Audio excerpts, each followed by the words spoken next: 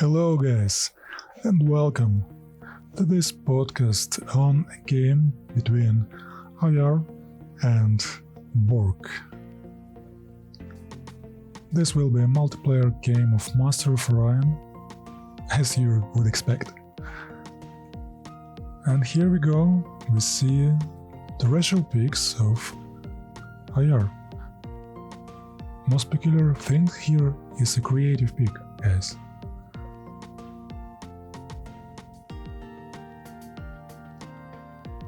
It would be most interesting to see how IR is going to spin the creative pic. In early game, we're trying to find great systems to colonize. A couple ultra riches and a couple riches already seen at near Bangala Malabat system. And cache system at Scutellum. Here are the short recap. Dam attack is a bit subpar for my liking on the abundant system there. And we got our first research, biospheres and hydroponics. We would get it anyways, because this field is cumulative. Even uncreative or non-creative race would have everything there. And we're going to the automatic factory immediately. Automatic factory path, should I say. IR is going to send his scouts to search for pirate caches, or maybe debris, which translates to money or BC. You cannot see those preemptively, even if you're omniscient, or in this case you have a part of the galaxy map revealed. You still need to get to the system to get the event if it is there. So it's great to scout your nearby systems for that. Early cache influx is always great. It's always great in the later stages. We see turns flying by. First hydroponic farm is built.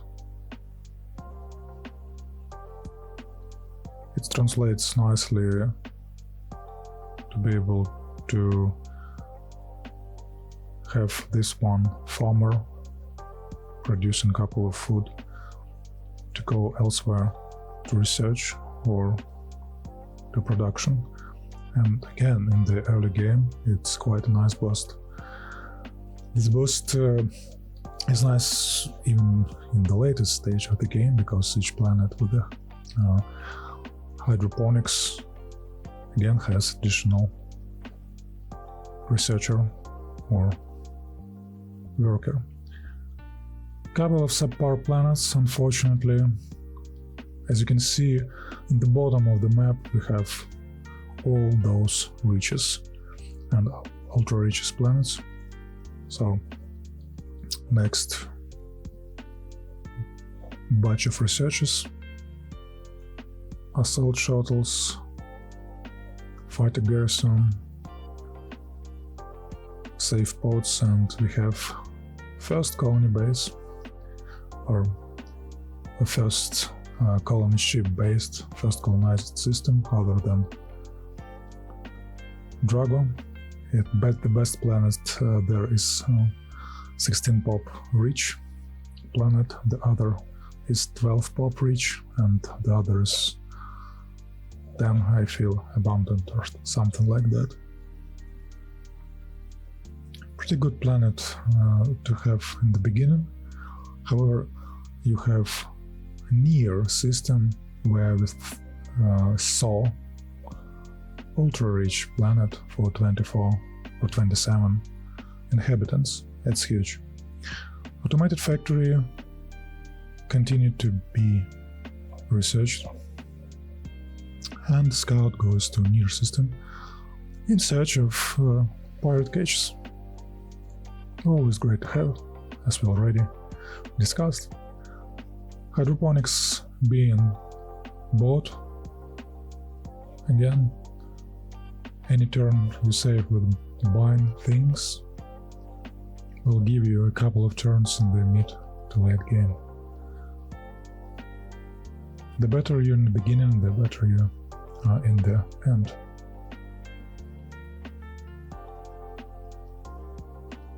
Yeah, 12 rich and 15 abundant planet at bungalow system and turn.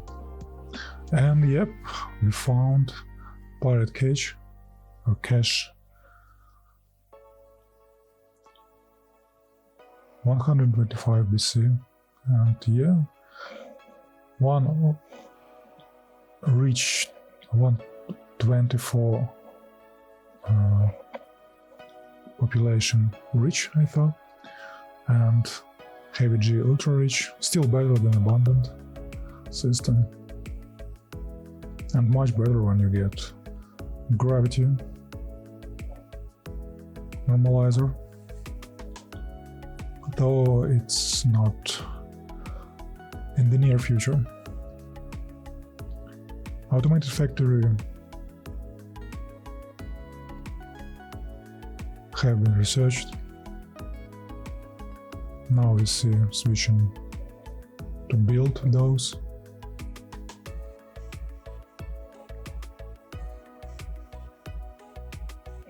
You may buy them right away, however it's not. It will be expensive.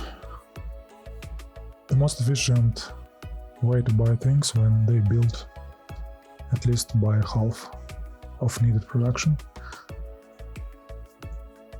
There is even a term for this, half buy. Again, we see IR's racial peaks. There, outside of creative, we see democracy, subterranean, which is almost mandatory. Either you're subterranean or aquatic or tolerant. This peaks allows you to get more population on planets you're in. Okay, commander here offering himself, however IR quickly dismisses him. Either he wants to wait for the last turn possible to hire him, gold deposit and Zengar, and rich system as well, double gold deposits, I think. No, one gold deposit, however rich system there. So either he wants to hire him last turn possible to not pay his fee. A little bit update for our galaxy. Still in the lower part we have all the better systems, or maybe he doesn't want returning to Commander K, he doesn't want him at all. However, he's pretty okay, especially considering that IR is creative and he will have interceptor for sure, and he has navigator as well. So I feel he quite a good pick, a good commander to have. As you know, navigator is needed to have immediate, what's going on with my English? Immediate transportation, or the ability to immediately cover 6 parsec in one turn. Why 6 parsecs are so important? Because of the map generation. Most of the distances between systems are 6 parsecs or less. Of course, not all of those, but most of all.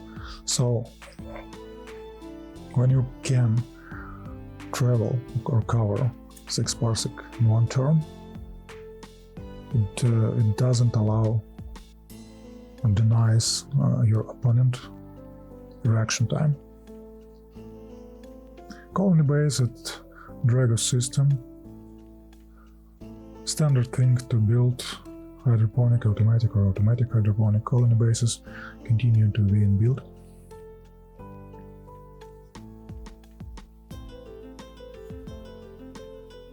Transferring population to a newly colonized system just to speed up its development. Not having freighters forces to farm at that newly colonized system to not get population starving. Starving population are just diminishing. And this is not great, obviously. The name of the game is to get your population grow as fast as possible. So here you don't want to have your population to diminish.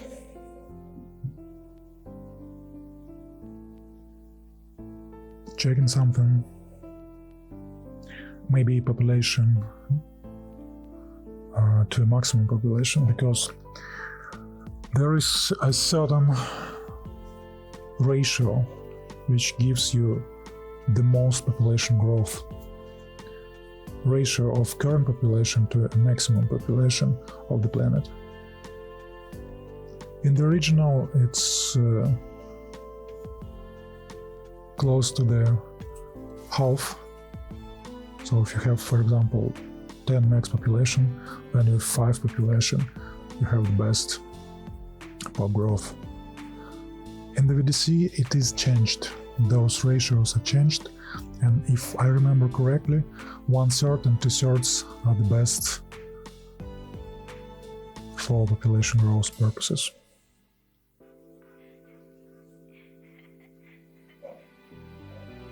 So maybe because of this, I have checked those systems. Freighter fleet, first freighter fleet is bought, have been bought. Now it will allow IR to concentrate at least some of his farmers on one planet, and with this to have farmer on other planets to go to mining, to production.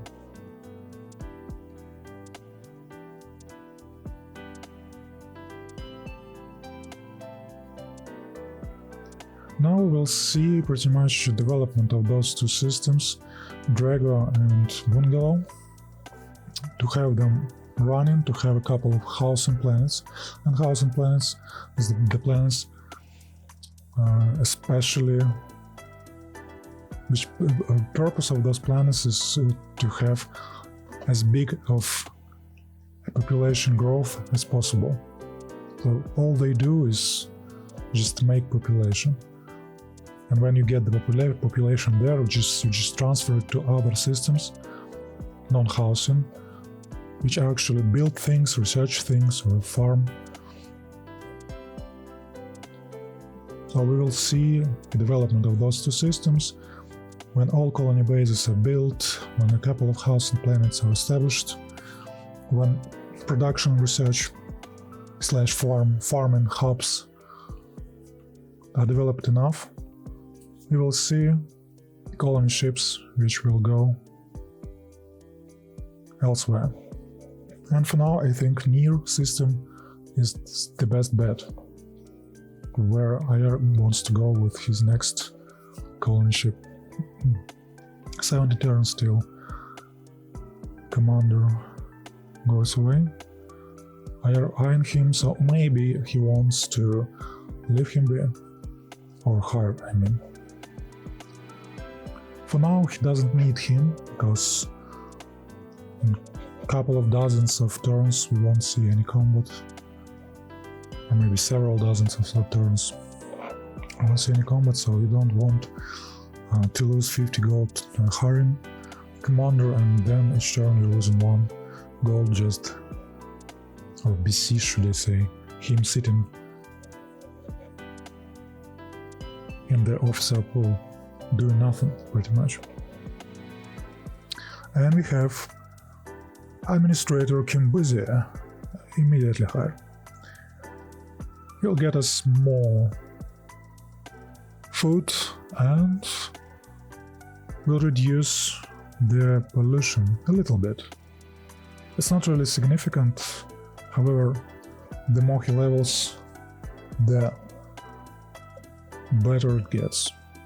And in the beginning, and we have scrapped, I think, one interceptor, just for the ability to one frigate, I mean one scout, just for the ability to buy colony base at Bungalow system a little bit faster.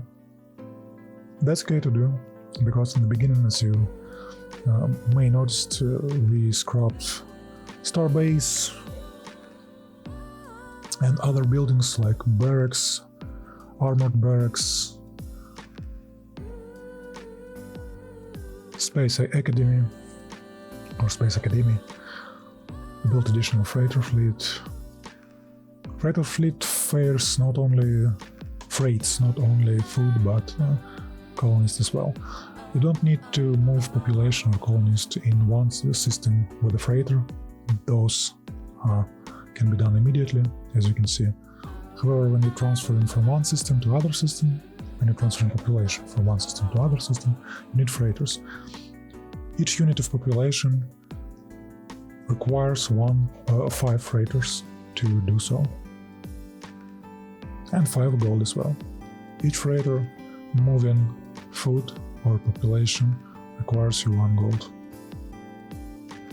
1 BC. I will call it gold because it looks like coins. Gold coins. I'm heroes, might and magic, old head, so yeah. Everything that shines is gold for me. Getting back to the currently generated galaxy, it's unfortunate, but we don't have any natives in the vicinity. Natives, just like a 3 population you get when you colonize the system.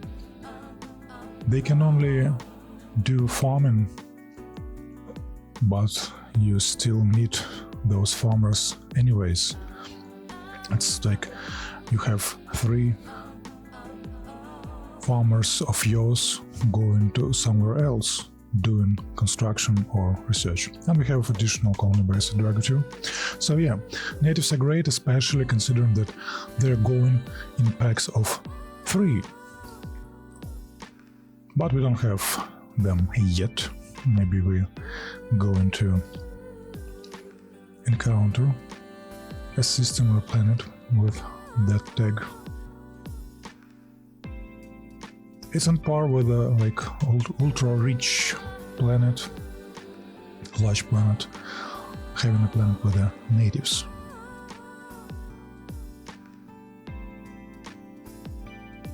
In the original you cannot move natives away, so for example if you get natives on some ultra-rich planet, it was a bit detrimental, because you want your ultra-rich and rich planets to do production and production only. And those natives are eat up available population because all they do is farming. However, in VDC and other modifications, you can transfer those somewhere, for example, to your farming world, no problem. So natives are great. We continue seeing development of Drago and Bungalow system. As we already know, we have a Drago 2 doing housing duty right now.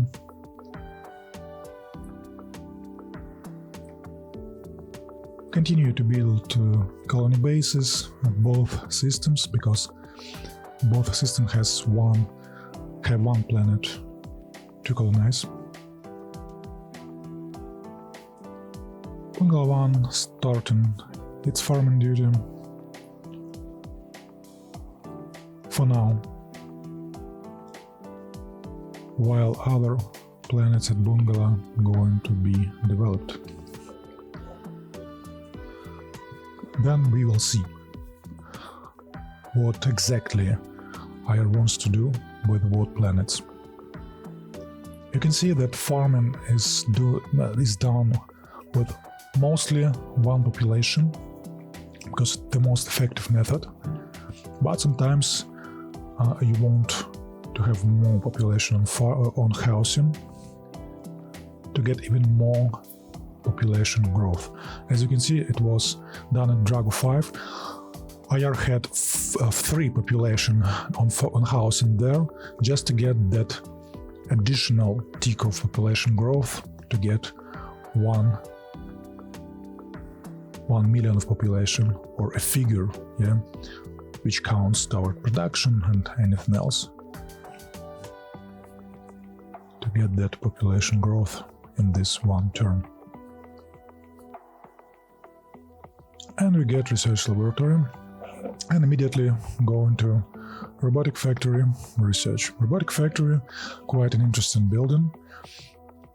It gives you flat research depending on the planet, of enrichment of a planet it is built upon. So the richer the planet, the more production it gets. Ultra rich gets 20 production, rich 18 or 16 production depending on the modification, and the lower richness wise you get, the worse it gets. I don't really know numbers for this modification, for the DC modification, but most of the times it's not advisable to build robotic factories on poor planets and below.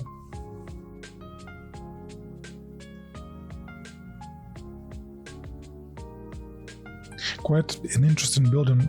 This structure quite an interesting design. Has quite an interesting design because any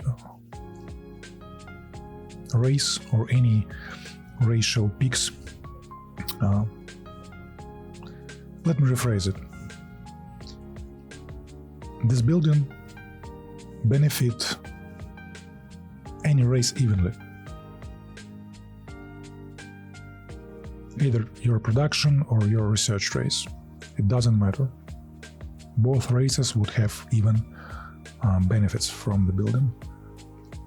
Because, for example, unification gets better deal from automated factories, robo-miners plants, and deep core mining than any other race.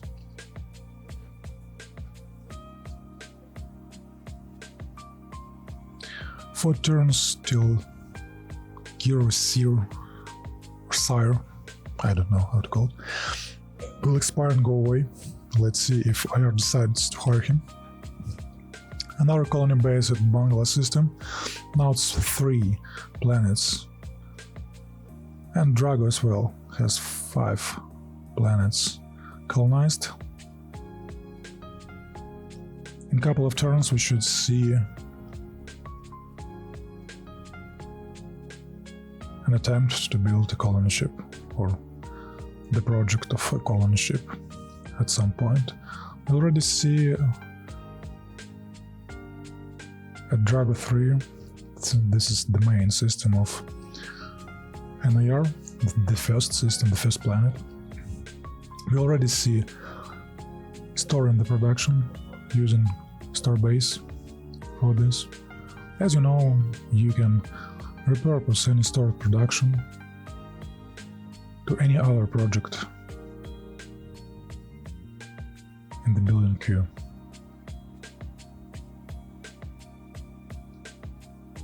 By the way, interesting thing, or peculiar thing with racial picks of Ayar, he picked poor homeworld, so his Drago 3 is actually a poor system. However, it's not that bad as it seems, because his race are mostly research race and population growth race. All he needed to do is find suitable, abundant and rich, preferably of course rich and ultra-rich systems, while his main planet would do farming to support every other planet and do research partially to again get research going.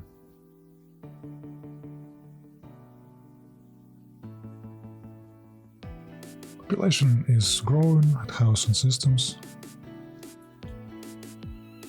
Iron is not sending it away, maybe because of the lack of freighters, or he wants even more population growth. Housing is 2 pop instead of 1. Now he's in 5 systems, and Sire Commander unfortunately is gone. Maybe it was what IR wanted, or he forgot about it. We never know. We will never know.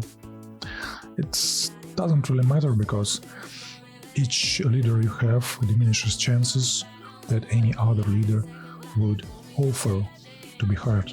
So, okay, Kair is gone, the other officer will join, and many officers has navigator, and if you have at least one, it's already a good deal. Building research labs at many systems, by the way. You may ask why to build research labs at systems which will not do research.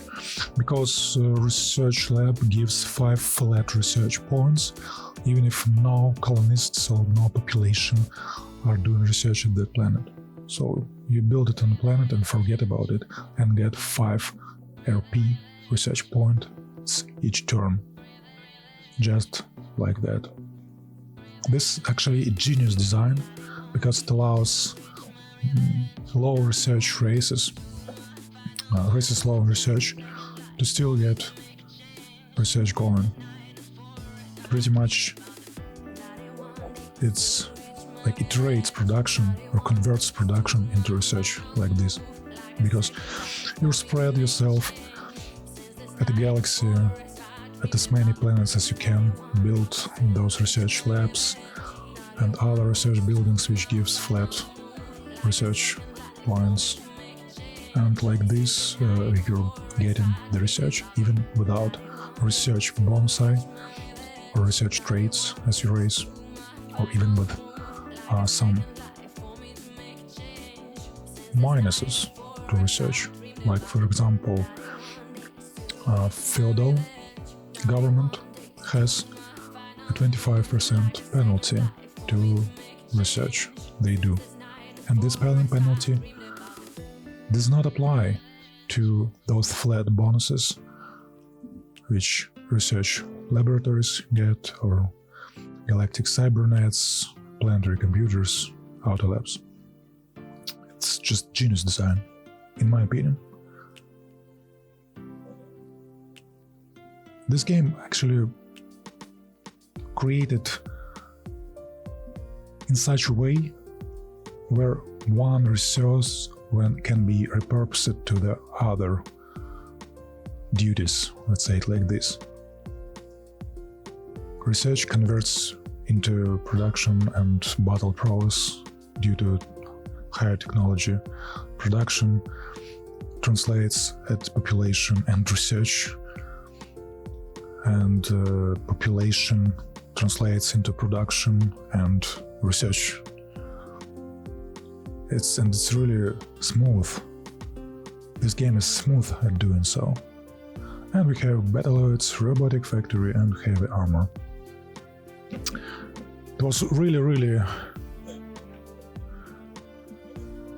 so long ago I saw Heavy Armor being researched.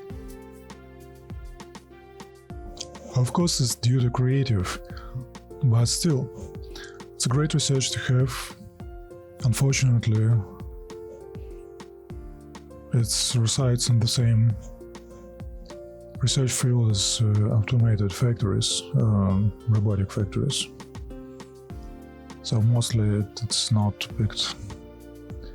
It gives additional armor and prevents armor penetration happening.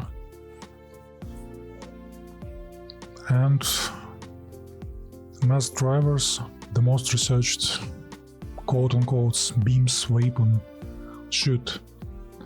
has armor penetration, so it ignores armor at certain level of miniaturization or refinement. Next we're going to biomorphic fungi. In this mode it's reworked to get plus half food for each farmer on farming duty. It's a global upgrade, great one. Other things are not as interesting in that research field. Mostly again for a creative race to have. Okay, housing planets shift in population here and there. I feel when robotic factory is built, we will see colony ships in production. Because we don't have the best planets right now. Near system is much more lucrative. Okay, Bioterminator, telepathic training. Okay, I take my words back because telepathic training is mandatory for any democracy-based race, because democracy has a disadvantage when we talk about spawn defense. So you need to pick like every spy technology there is because of this. Or you risk to get your technologies stolen, and even one or two technology can tip the scales not in your favor, obviously. Okay, we are approaching the 30+ minute mark. I'm going to wrap it up. If you like what you see, guys, please tune in to the next episode. All the links will be in the description. Please feel free to connect to our Discord. And as always, have a great day and bye-bye.